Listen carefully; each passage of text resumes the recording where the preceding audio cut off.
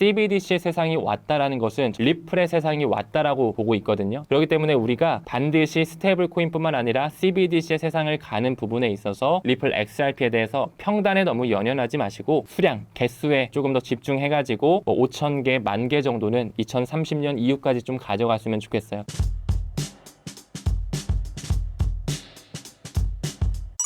암호화폐 관련 용어를 설명해 주실 수 있을까요?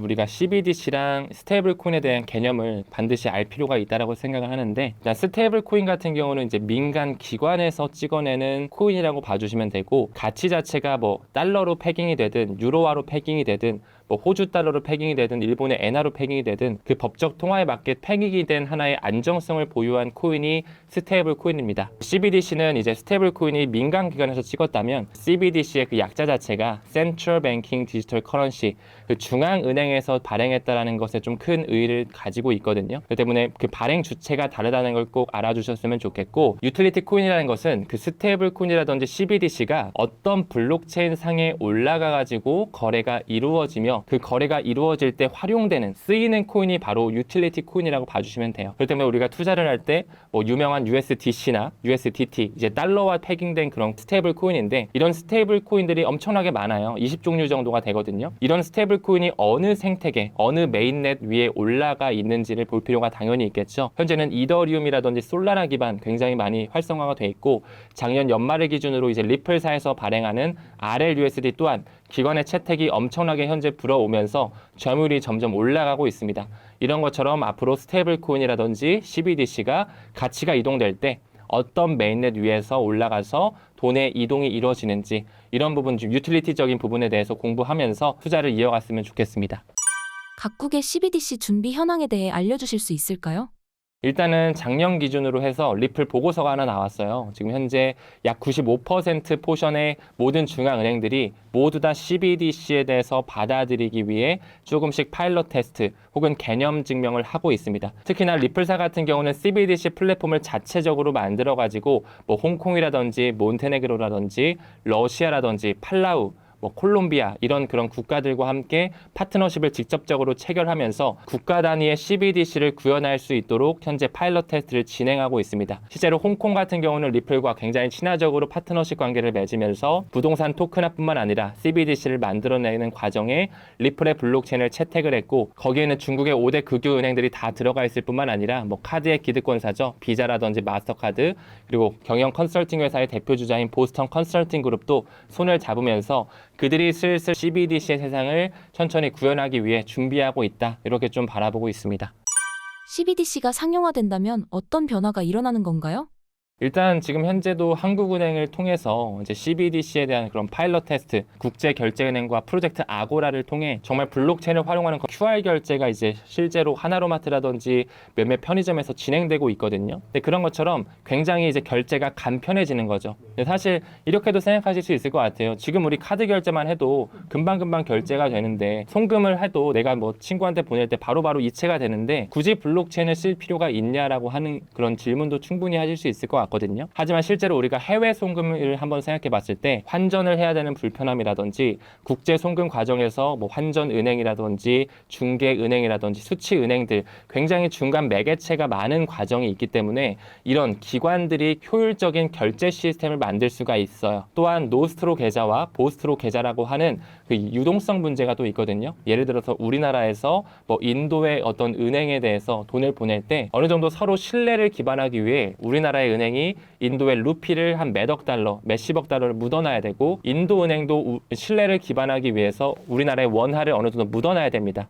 네, 하지만 지금 현재 각국의 통화 자체가 160개 정도에 육박하거든요. 엄청나게 많은 통화를 세계 은행들에서 각각 조금씩 묻어놔요. 그 유동성 예치금 계좌가 지금 현재 약 3경원에 육박하거든요. 그 유동성을 잠겨있는 그 돈을 은행에서 메인 프로핏 모델이죠, 예대 마진으로 활용하게 된다면 블록체인을 안 받아들일 이유는 없겠죠. 이런 식으로 사실 개인이 느끼는 어떤 그런 혁신적인 것도 물론 있겠지만, 기관들에서 그 수수료에 대한 장점, 굉장히 비용 효율적인 장점, 지금 현재 스위프트 1.0은 주 5일 거래 시스템이라면 이제는 365일, 주 7일, 24시간 내내 가치가 자유롭게 이동되는 시대가 오고 있다는 것을 우리가 크게 변화로 느낄 수 있을 것입니다. 아마 많은 가상자산들이 앞으로는 정말 딱 살아남는 것만 남고 많이 없어질 거라고 저는 개인적으로 보고 있고, 그 중에서도 이제 정말 글로벌 메이저 코인들, 정말 기관의 선택을 받은 그런 코인들은 더더욱 유틸리티라고 하는 쓰임 자체가 더 많아질 거기 때문에 가격선은 사실 저점을 점점 높이면서 우상향할 것으로 보고 있어요. 또한 CBDC의 세상이 왔다라는 것은 저는 개인적으로 리플의 세상이 왔다라고 보고 있거든요. 그렇기 때문에 우리가 반드시 스테이블 코인뿐만 아니라 CBDC의 세상을 가는 부분에 있어서 리플 XRP에 대해서 평단에 너무 연연하지 마시고 수량, 개수에 우리가 조금 더 집중해가지고 5,000개, 10,000개 정도는 2030년 이후까지 좀 가져갔으면 좋겠어요. 제가 왜 2030년을 강조하냐면 리플사가 현재 파트너십을 맺고 있는 하나의 재단이 있어요. 모잘루프라고 하는 재단이거든요. 이것은 스와힐리어로 모자라는 뜻은 단 하나를 뜻해요. 즉 다시 말해 이 모잘루프 재단을 통해서 그들은 2030년까지 금융에 대한 포용성의 시대, 인터오퍼러빌리티라고 하는 상호 운용성의 시대를 만드는 하나의 비전을 가지고 있어요. 근데 이 모잘루프 재단이 그냥 뭐 일개의 재단이 아니라 그 뒷배를 보게 되면 석유의 황제라고 불리죠. 록펠러 재단에 돈이 들어가 있고, 마이크로소프트의 회장이죠. 그 빌 게이츠가 이끌고 있는 빌 샘 멜린다 게이츠, 그리고 마지막으로 싱가포르의 통화청 모니터리 오브 싱가포르의 자금까지 들어와 있기 때문에 정말 그들이 원하는 그 CBDC의 세상, 지금 현재 금융권에 소외되어 있는 세상을 포용하기 위한 하나의 프로젝트 모잘루프 재단을 통해 리플과 연결되어 있고 하나의 기준 가이드라인을 2030년으로 잡고 있기 때문에 우리가 CBDC의 세상을 준비하고 리플에 투자를 할 때 반드시 평단보다는 좀 개수에 집중을 해가지고 조금 더 중장기적인 관점으로 가져가셨으면 좋겠습니다. 리플이 금융기관에서 채택될 때 가격이 오르면 수수료가 너무 비싸져서 부담되지 않을까요? 이런 부분에 대해서는 사실 리플에 대한 소각 메커니즘을 봤을 때 한 트랜잭션당 0.00001개의 XRP가 소각되거든요. 사실 그걸 지금 현재로 가격으로 환산해 봤을 때는 정말 뭐 1센트도 안 되는 그런 금액이에요. 근데 뭐 그게 만약에 뭐 5만 원이 되고 10만 원, 100만 원이 됐을 때는 그 리플의 기술진들, 데비드 슈워츠를 필두로 한 3명의 기술진들이 초반부터 설계를 쪼개지게끔 100만 분의 1로 하위 단위를 가지고 있는 드랍 단위가 있기 때문에, 그렇게 만약에 리플의 가격이 천정부지로 올라간다 했을 때 100만 분의 1로 드랍으로 쪼개버리면 그 역시 뭐 $10,000가 되더라도 엄청나게 적은 수수료로 송금이 가능하게끔 그들이 큰 그림으로 짜놓지 않았을까, 이렇게도 좀 생각이 듭니다. 리플에 처음 관심을 가지게 된 계기는 무엇인가요? 제가 원래 이제 만 30이거든요. 투자에 대한 그런 경험이 많지는 않습니다. 신사임당 많은 구독자님들의 연령대가 저보다는 좀 높은 층에 속하지 않을까 싶어서 제가 뭐 감히 말씀드리긴 당연히 좀 그렇지만, 저도 일단 암호화폐에 대한 어떤 처음 시발점 자체가 제가 이제 대학생 때 미국으로 한번 어학연수를 간 적이 있어요. 그때 당시에 한 중국인 친구가 본인이 리플 투자해서 부자가 됐다라고 하는 거예요. 그때 이제 시기가 2017년이었거든요. 그래서 저는 처음에는 이제 당연히 저 친구 뭔가 중국 출신이고, 저는 그때 비트코인이 사실 뭔지도 잘 몰랐던 대학생이었다 보니 이 친구 뭐 사기치는 거 아니야? 막 이런 생각까지 할 정도였거든요. 잘 몰랐다가 그 친구가 뭐 밥을 사주면서 리플 한번 투자해봐라, 바이낸스 한번 앱 깔아서 한번 너도 돈을 넣어봐라, 막 이런 식으로 제안한 적이 있는데, 그때가 이제 제가 처음 리플이라는 게 있고 블록체인이라고 하는 그런 코인이라는 게 있구나 처음 좀 알게 됐고, 그 이후에 이제 제가 사회 초년생으로 이제 직장을 다니면서 한 회사 선배가 같이 이더리움 채굴장을 한번 같이 운영해보자 이렇게 제안을 주셔가지고, 감사하게 제가 한 2년 동안 같이 이더리움 채굴장을 운영했던 이력이 있거든요. 근데 이제 결국에는 이제 머지 업데이트가 일어나고 채굴이 안 되게 되면서 이제 포에서 포스로 전환이 된 거죠.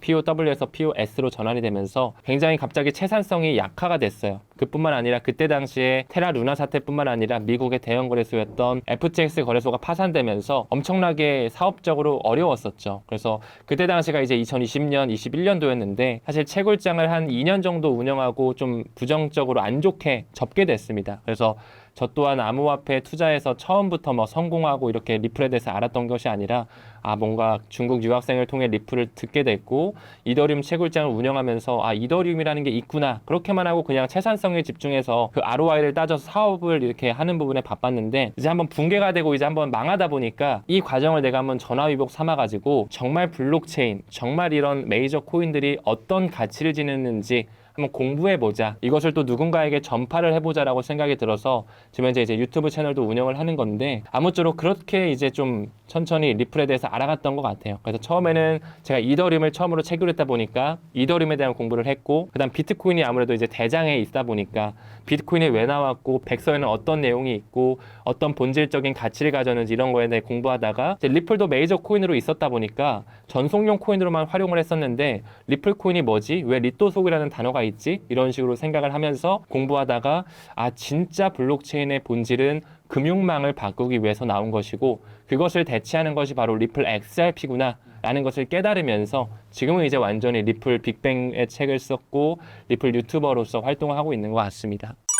신사임당 구독자분들께 한마디 부탁드립니다.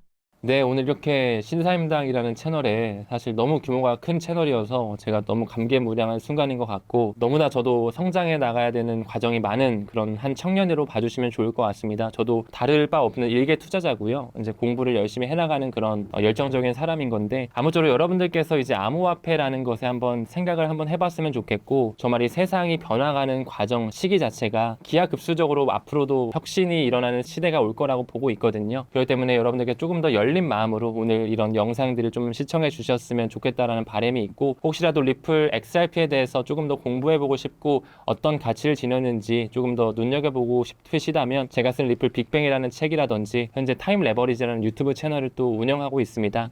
주 6일째로 저도 열심히 좀 컨텐츠를 만들어가고 있는데 한번 참고해 주시고 한번 들러서 한번 이런 영상이 있구나 이렇게 또 공부 자료로 활용하시는 것도 좋을 것 같습니다. 아무쪼록 오늘 이렇게 경청해 주시고 초대해 주셔서 대단히 고맙습니다.